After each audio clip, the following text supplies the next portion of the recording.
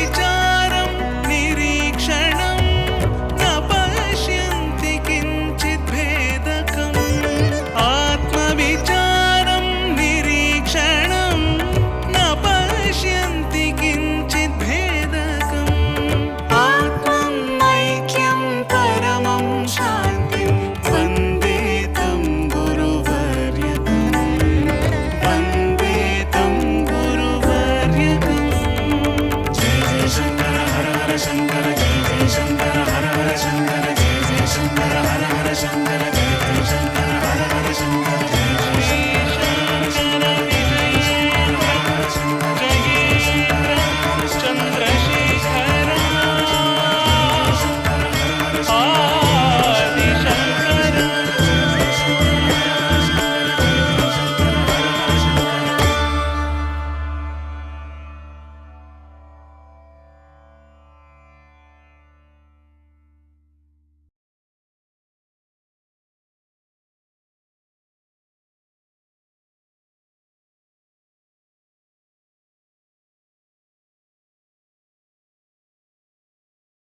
இவ்ளோ பேசுறியே, லல்லி கயிற்றுல ஏண்டா தாலி கட்டின?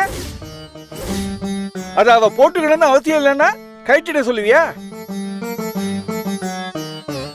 மாங்கல்ய தாரணத்தை பத்தி பெரியவா என்ன சொல்லியிருக்கா? அதான் முக்கியம். மாங்கல்ய தாரணத்தை பற்றி கேட்டே இல்லையா? மாங்கல்ய தாரணம் விவாகத்தில் ஒரு பிரதானமான அம்சம். இதெல்லாம் வேதத்தில் உண்டா இல்லையா அப்படின்னு ஆராய்ச்சி பண்ணுறது அவசியம் இல்லாதது. எத்தனையோ ஆயிரம் காலமாக இருந்து வந்துட்டுருக்கிற மாங்கல்ய தாரணம் அவசியம் செய்யப்பட வேண்டியது தான்.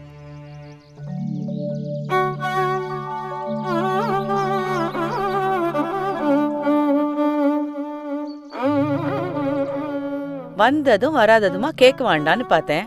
ஆமா, பாக்கியமும் சேகரனும் எங்கடா? என்னட்ட சொல்றது யமுனா, சேகரன் வழக்கம் போல எதுலயுமே ஈடுபாடு இல்லாம வெட்டி வெட்டியா இருக்கான். நினைச்சா உள்ள வரான், நினைச்சா வெளியில போறான். அவனை அவன் போக்குக்கே விட்டுட்டோம். பாக்கியத்தை பொறுத்த வரைக்கும் அவளுக்கு வாழ்க்கையில என்ன இருக்கு சொல்லு? ஏதோ நல்லபடியா தான் வாழ்ந்துட்டு இருந்தா, அதிபுத்திசாலியாவும் லட்சணமாவும் இருக்கா. அந்த ஆண்டவனுக்கே அது பொறுக்கல போல் இருக்கு. அவ 2 பேரை பத்தி தான் நானும் இவரும் கூட பேசிண்டே இருந்தோம். நாங்க எல்லாரும் பம்பாய் மயிலாப்பூர்னு செட்டில் ஆகி நன்னாதான் இருக்கோம். உங்களெல்லாம் விட்டு பிரிஞ்சிருக்கோமேங்கிற ஆதங்கம்தான். அண்ணா கூட அவருக்கு பிடிச்ச மாதிரி வேதம் பாடசாலைன்னு இருக்கா. ஆனா அவளை நினைச்சாதான். பாக்யம் அதை ஒரு குறையாவே நினைக்கல. பெரியவா மடத்துக்கு வரும்போதெல்லாம் பாக்யம் பெரியவாளை போய் தரிசனம் பண்ணிட்டு வரா. பெரியவாளுக்கு பொறி பொறிச்சு கொடுக்கறத ஒரு பாக்கியமாவும் ஒரு புனித கைங்கரியமாவும் பண்ணிட்டு வந்துட்டு இருக்கா. இந்த மாதிரியான கைங்கரியம் பண்ணிட்டு இருக்கிறதுனால அவளுக்கு தன் வாழ்க்கையில ஒரு பிடிப்பு இருந்துட்டு இருக்கு. அதே சமயம் தான் பையன் சந்திரசேகர் இப்படி இருக்கானேன்னு தன்னோட ஆதங்கத்தை அத்தனையும் பெரியவா கிட்ட கொட்டி தீத்துன்னு வந்துட்டு இருக்கா. இப்ப கூட கை நிறைய பொரிய எடுத்துட்டு மடத்துக்கு பெரியவாளை பார்க்க தான் போயிருக்கா.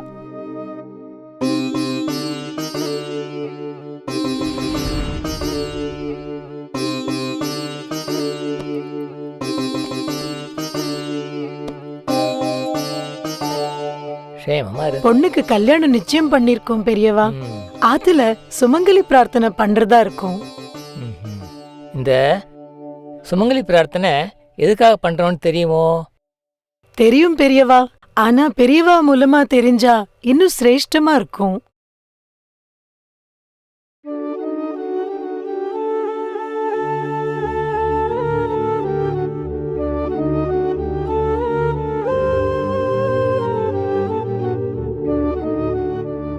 பெரியவா, அவ சுமங்கலியான்னு கேட்டுட்டு வா.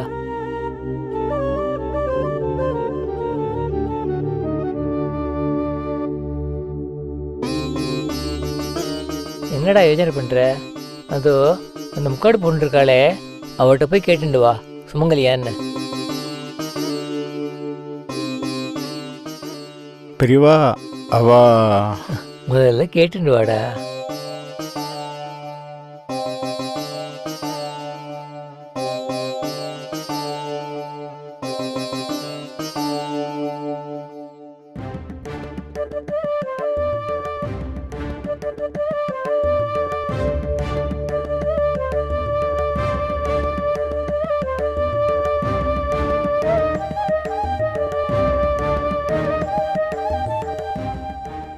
என்ன பெரியவா உத்தரவு கொடுத்திருக்காளா?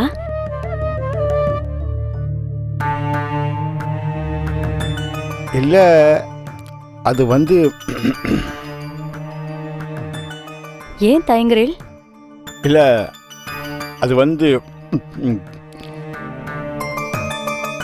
அது நீங்க சுமங்கலி தானே?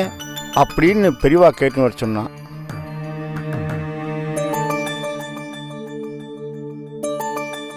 இல்லை நான் இல்லை, பெரியவா தான் கேட்டுன்னு வர சொன்னான். நான் அதுக்காக பார்க்கல. என்னோட பிறந்த ஊர் கொண்டையாம்பட்டி பக்கத்துல இருக்கிற சுமங்கலின்னு ஒரு அக்ரஹாரம். அத பெரியவா இன்னும் ஞாபகம் வச்சுருக்காங்கிறது ஆச்சரியமா இருக்கு. அதான் பார்த்தேன். அந்த அக்ரஹாரம் இப்போ இல்ல. அங்க இருக்கிறவாள நீ சுமங்கலி தானே அப்படின்னு தான் கேட்பா. அந்த அளவுக்கு பெரியவா தெரிஞ்சு வச்சுருக்கிறது ரொம்ப பிரமிப்பா இருக்கு. பெரியவாளுக்கு தெரியாதுண்டா, ஆனா அவ சுமங்கலியான்னு கேளு அப்படின்னு சொன்னதும் எனக்கு ஒண்ணுமே புரியல. சில சமயம் இப்படி வெகண்டையா சில விஷயங்கள் பண்றதுண்டு.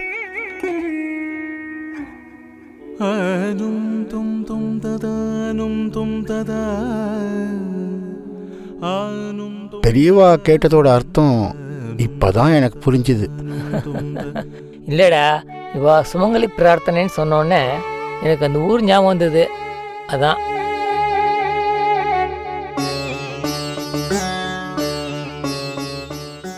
சுமங்கலி பிரார்த்தனையை பற்றி என் மூலமாக தெரிஞ்சுக்கணும்னு இவா பிரியப்படுறா.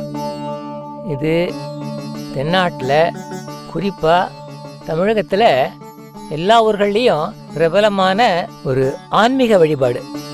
இது குடும்பத்தோட நலன் கருதி வழி வழியாக சுமங்கலிகளை ஆராதிக்கிற ஒரு வழிபாடு.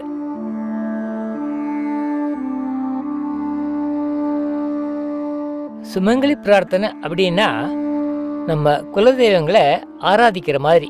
பூர்வீக சந்ததிகளோட ஆசீர்வாதமும் அனுகிரகமும் நமக்கு கிடைக்கிற மாதிரி. சுமங்கலின்னா மங்களம் நிறைந்தவள்னு அர்த்தம். விவாகமான பெண்களை சுமங்கலிகள்னு சொல்லுவோம். அம்பிகை பராசக்தி காமாட்சி அம்மன் லோகத்தை காத்து ரட்சிக்கிற மாதிரி சக்தியோட வடிவமான பெண்கள் எல்லாரும் ஒன்னா சேர்ந்து ஒருமுகமாக வழிபடுறதுனால இதை ஒரு சக்தி வழிபாடுன்னு சொல்லலாம். அவ்வளோ மகத்துவத்தையும் பலனையும் அளிக்கக்கூடியது இந்த சுமங்கலி பூஜை.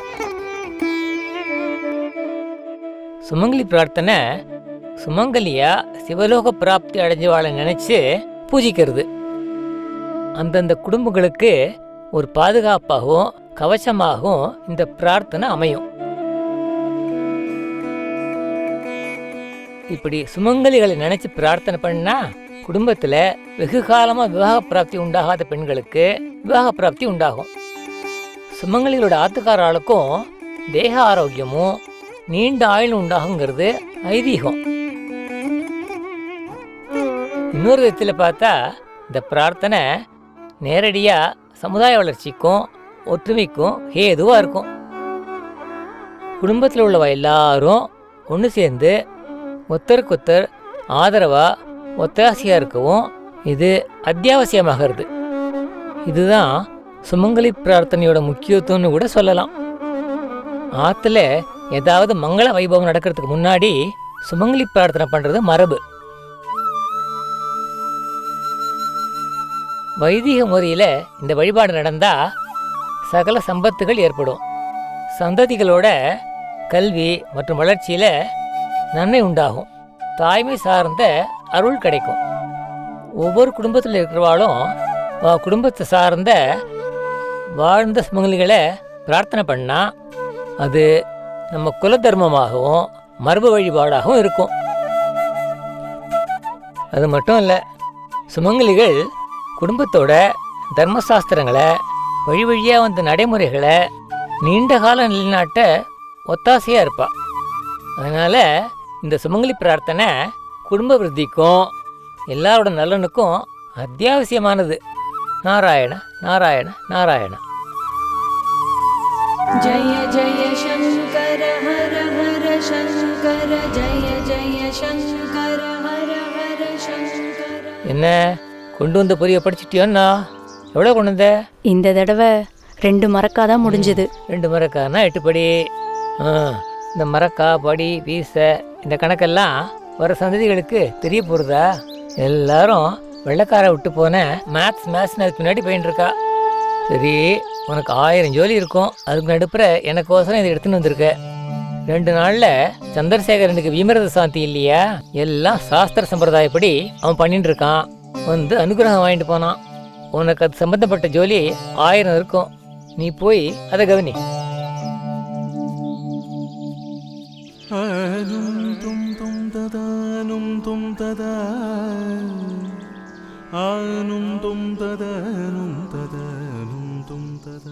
என்ன தயங்கி தயங்கி நின்றுட்டு இருக்க? அப்போ என்ன, நேக்கு உத்தரவு கொடுக்குறீங்களா? நான் சொன்னா உடனே கிளம்பி போயிட போறியா என்ன? ஆமா, உனக்கு இப்ப என்ன மனசு சஞ்சலம்? என்னன்னு சொல்றது, பெரியவாளுக்கு தெரியாததா? எல்லாம் என் புள்ள சந்திரசேகரனை பத்தி தான். அவன் ரொம்ப விட்டேத்தியா இருக்கான். எதுலயும் ஒரு ஈடுபாடு இல்லாம தனக்கும் இந்த லோகத்துக்கும் சம்பந்தமே இல்லாத மாதிரி இருக்கான். மொத்தத்துல என்ன மாதிரி இருக்கான்னு சொல்லு. அபச்சாரம் பெரியவா. பெரியவா எங்க, அவன் எங்க? பெரியவா சொன்ன மாதிரி ஆத்துல பீமரத சாந்தி நடக்க போறது. கூட பிறந்தவா, சொந்த பந்தங்கள் எல்லாரும் வந்திருக்கா. அகமே ரொம்ப கலகலப்பா இருக்கு. ஆனா என் புள்ள எதுலயுமே கலந்துக்காம தன்னந்தனியா கிணத்தடியில ஆகாயத்தை பார்த்துண்டு விரக்தியா பரபிரம்மமா உட்காண்டிருக்கான். பாக்கியம், அந்த பரபிரம்மம் மாதிரி உட்கார்ந்துட்டு இருக்கிறது எவ்வளோ கஷ்டம்னு தெரியுமா? பரபிரம்மம்னு சொல்றது ஒரு ஏளனமா நெகட்டிவா தோணலாம். அது அப்படி கிடையாது. பரபிரம்மமா இருக்கிறதுங்கிறது ஒரு உன்னதமான மனோபாவம். அந்த நிலையை அடையிறது ரொம்ப கஷ்டம். ஏகாந்த சிந்தனையா எதுலேயும் ஒரு நாட்டம் இல்லாமல் இருந்தா இந்த லௌகீக வாழ்க்கையில ஒழாம கொள்ளாம இருக்கலாம். சும்மா இருக்கிறதுங்கிறது ஒரு தவம் மாதிரி. அப்படி இருக்க பழகிக்கணும். பெரியவா எல்லாத்தையும் கரகடந்தவா. சுலபமா சொல்லிடலாம், எடுத்துக்கலாம். ஆனா நான் இன்னும் ஆசாபாசங்கள்ல இருந்து விடுபடல. அவன் எனக்கு புள்ள.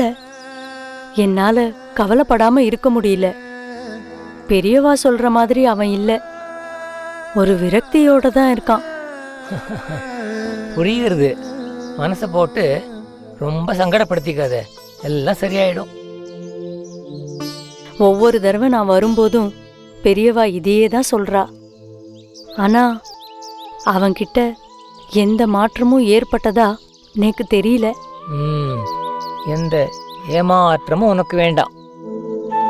வருவான், அவனே என்னை தேடிண்டு வருவான். போன தடவையும் இதே பதில் தான் பெரியவாள்கிட்ட வந்தது. இதை பாரு, எது எது எப்பப்போ நடக்கணுமோ அது அது அப்பப்போ தான் நடக்கும். அவளுக்குன்னு கர்மா இருக்கு, அது தீர்ந்தாகணும், அதை தீர்த்தாகணும். இது உனக்கு தெரியாது இல்லை. உன்னோட கர்மாவை நீ அனுபவிச்சுட்டு இருக்க, அவனோட கர்மா அவன் அனுபவிக்கிறான். இந்த வேதாந்தெல்லாம் எனக்கு புரிஞ்சாலும் மனசு கடந்து அடிச்சுக்கிறதே பெரியவா. அதனாலதான் ஒவ்வொருத்தரும் ஆத்ம விசாரத்தில் ஈடுபடணும்னு உருவாகப்பட்டவா எல்லாரும் இதையே தான் உபதேசிக்கிறா. இது எல்லாத்துலேயும் இந்த விடுபட ஒரு முக்கியமான பிரதானமான மார்க்கம் ஆத்ம விசாரம் மட்டும்தான். பெரியவா, நான் அந்த நிலையில இல்ல. ஒரு சாதாரண மனுஷியா இருந்து வேதனைப்பட்டு இருக்கேன். நேக்கு ஒரு விமோச்சனம் கிடைக்குமா? அதை சொல்லுங்க பெரியவா. ஏண்டா, ஜெயராமன் வர சொன்னேனே, எங்க அவன்? வர சொல்லு. உத்தரவு வாங்கிக்கிற பெரியவா. ஷேமமா இரு. சர்வம்